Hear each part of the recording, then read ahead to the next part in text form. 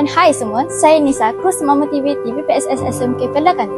Pada hari ini, sekolah kami telah mengadakan majlis pelancaran Aku Janji Polisi Keselamatan Murid. Ayo saksikan.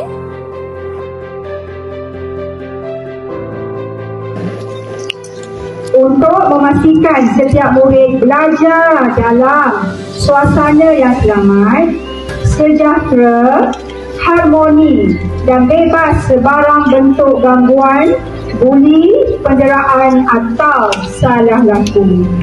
Aku janji yang kita laksanakan pada hari ini bukan sekadar satu lafaz, tetapi ianya satu amanah yang perlu diterjemahkan melalui tindakan.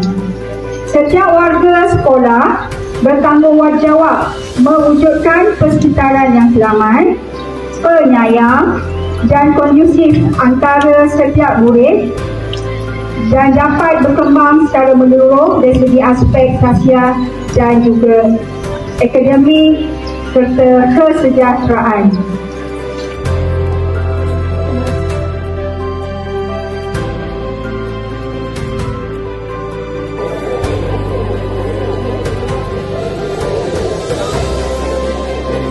Kami berjanji mematuhi polisi perlindungan murid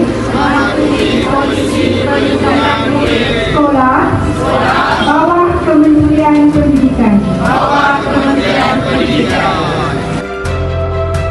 Assalamualaikum cikgu, saya wartawan untuk TV PSS SMK Felda Kanti Timur. Sekarang ini saya bersama dengan cikgu PKM iaitu Puan Zuraina.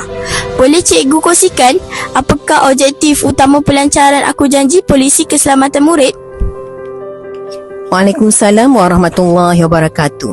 Objektif utama majlis hari ini adalah untuk menegaskan komitmen semua pihak iaitu daripada pentadbir, guru-guru sehinggalah YDP, PIBG dalam memastikan keselamatan murid sentiasa terjamin. Menerusi objektif ini, kita mahu menerapkan budaya utamakan keselamatan dan budayakan tanggungjawab di kalangan seluruh warga sekolah. Itulah tadi soratan majlis pelancaran Aku Janji Polisi Keselamatan Murid di SMK Felda Kanti. Semoga program ini dapat menyamai kebudayaan keselamatan dan meningkatkan rasa tanggungjawab dalam kalangan seluruh warga SMK Felda Kanti. Sekian, terima kasih. Tepat, telus dan terkini. Bye!